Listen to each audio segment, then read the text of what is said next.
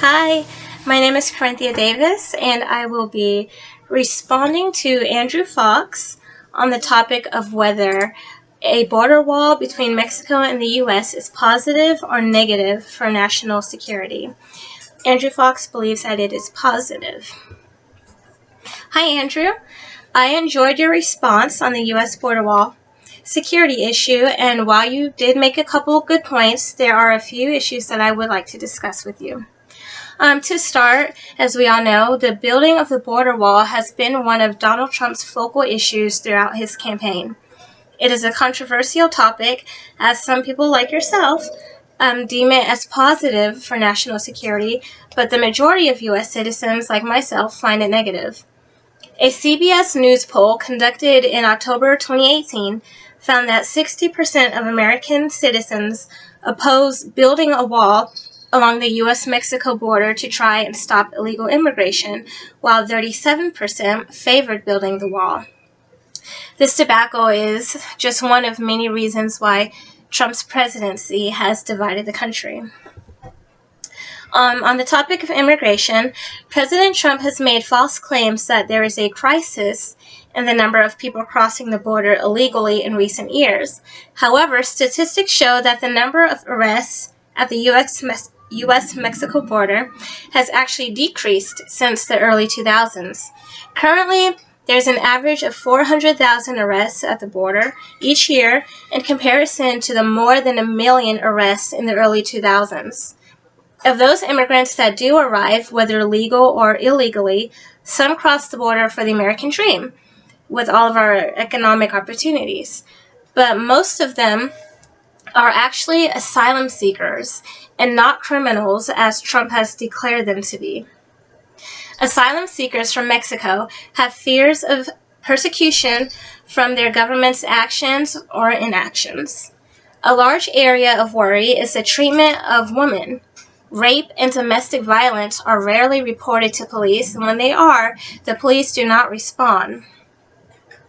In fighting against criminal organizations, the Mexican police and armed forces are notorious for committing human rights abuses. So it is understandable why these immigrants would want to cross over and seek asylum in the U.S.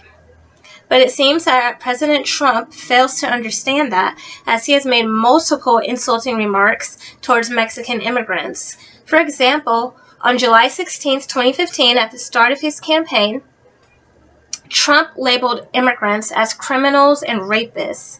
His exact words were, "When Mexico sends its people, they're not sending their best. They're not sending you. They're sending people that have lots of problems, and they're bringing those problems with us. They're bringing drugs. They're bringing crime. They're rapists." While there may be a few bad apples, it is not right to make a complete generalization for all of the Mexican immigrants, as the majority just want asylum. You mentioned terrorist attacks.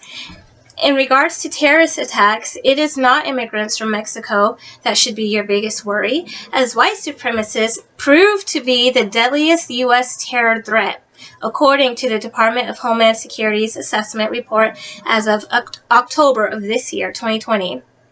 The assessment was the subject of a recent whistleblower complaint alleging political influence at the department. The report finds that since 2018, white supremacists have conducted more lethal attacks in the U.S. than any other domestic extremist movement, demonstrating a long-standing intent to target racial and religious minorities, members of the LGBTQ+ community, politicians, and those they believe promote multiculturalism and globalization. When Trump was asked about white supremacy and their attacks in America, as we all know, he declined to condemn them and rather told them to stand back and stand by. Of course, we know that he tried to save face a few weeks later by condemning them, but stand by and stand back for what? It sounds like a threat just waiting to happen. With that statement, Americans have every right to live in fear of white supremacists here in our land, much more so than fear Mexican immigrants who are ultimately asylum seekers. A border wall dividing Mexico and the U.S. will not stop domestic acts of terror since they are being committed by white male supremacists here. You mentioned that with human trafficking, Border Patrol agents can aid in the prevention of human trafficking because they monitor what goes on at entry ports. However, many human traffickers are actually U.S. citizens that can enter the U.S. through the southern border and often do so lawfully. Also, if one was truly concerned about human trafficking, they would realize that a border wall makes those victims more vulnerable to exploitation, as many are seeking refuge in the U.S. to escape sexual violence. Also, even Trump's own Department of Homeland Security said that they could not guarantee that the wall would have any impact on human trafficking. Ultimately, the U.S. border wall sends a negative message about U.S. immigration. It is formed from xenophobic and racist ideals. Trump's border wall was never just intended for the security of America, but rather to keep out those whom Trump and many of his followers claim do not belong here. If we recall, this country was built on the backs of slaves and immigrants.